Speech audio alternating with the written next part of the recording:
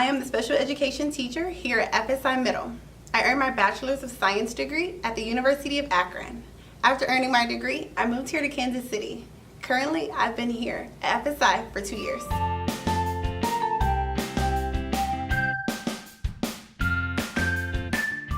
Favorite thing about teaching would have to be the challenges. Every day I come in here determined to motivate, to engage, to provoke my students, because each day they come in here differently, in different moods, from different backgrounds, and I kind of just have to be prepared to be ready for that. I always try to remind myself that each setback is a setup for a comeback.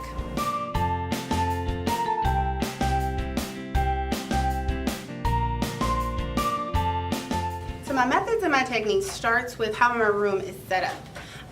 In my room, you'll find pillows, you'll find alternative seating, cushions for students to sit on, you'll find an independent learning station, you'll find centers, computers, iPads, and I really just try to make sure I have all those resources for students because they learn differently and at different rates. And having those different settings or places in my room provides them an opportunity to be more successful, or for them to make that choice of how they would like to learn or where they would like to learn.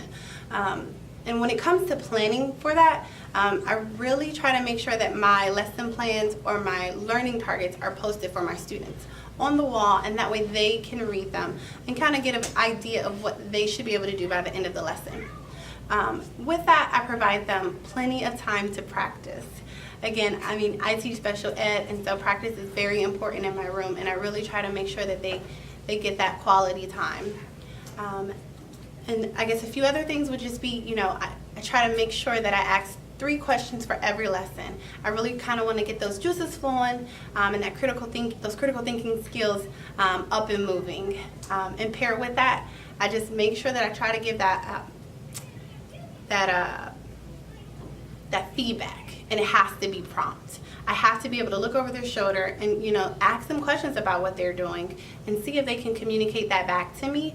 And in that, I'm able to help them correct any mistakes that they might be doing along the way in a timely manner.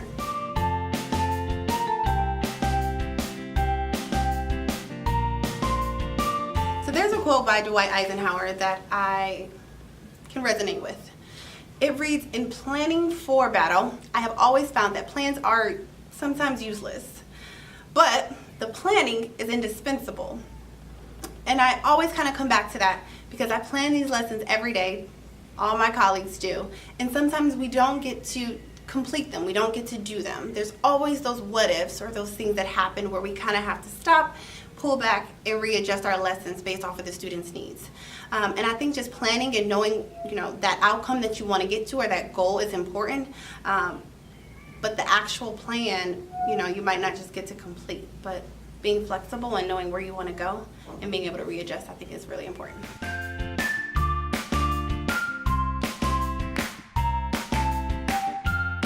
So my influences started very young, about 4th grade. I used to volunteer in other classrooms in my building. And even in 6th grade, I used to go back to the elementary school and help teachers with programs and assemblies. Another great influence was that I struggled as a student. I was that student. And I had a teacher, Mr. White, and he always said that with just a little effort that I could have great success. He really helped me, challenge my emotions at a tough time, and even suggested putting all of that negative energy into something positive, like sports. He helped me decide on track, and that track and field, pushed me through high school and even, helped me get into college. So I would say that Mr. White was a really great influence on my development as a person and even as an educator today.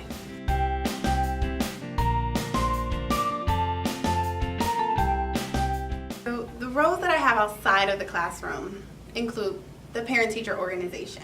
It's a team of parents, staff members, and community members where we come together and plan events for students after school. Some things that we've done this year include holiday grams for Christmas, cards and carnations for Valentine's Day, family fun dodgeball, where we invited family and friends into our building where they had the opportunity to get to know each other and get to know us, which resulted in 400 plus guests.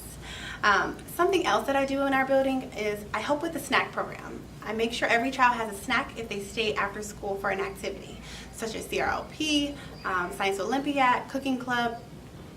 I'm also a mentor for CRLP, where I have a group of 7th and 8th graders, and I kind of, get them focused or interested in college or any other interests or jobs outside or after high school.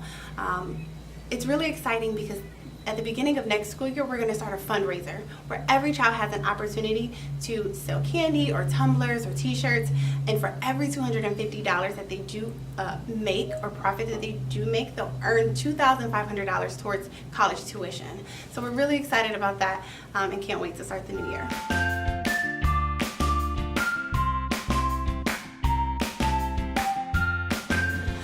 My future plans involve me still being a part of the educational realm, whether it's in the classroom or outside of the classroom.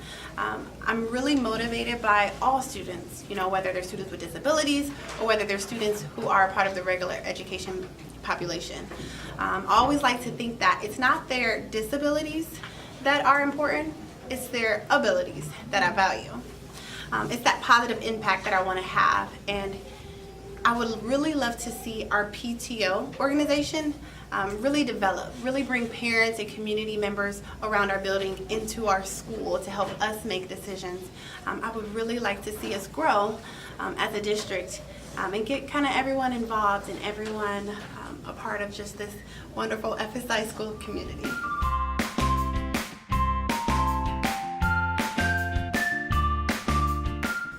So some of my biggest takeaways would be the planning part, being knowledgeable on my content and being prepared for different things that might arise within the classroom. So mood swings, emotions, or even their level of understanding, being able to change at a moment's notice.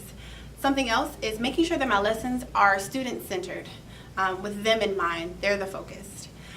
Inquiry-based learning has to be done every day if I'm going to pull that critical thinking or develop those critical thinking skills with them. And I really just try every day just to foster that excellence and to foster that positivity. Every day I'm here for them and I'm working with them side by side, and I really just try to let them know that that's why Ms. Pughsley's here.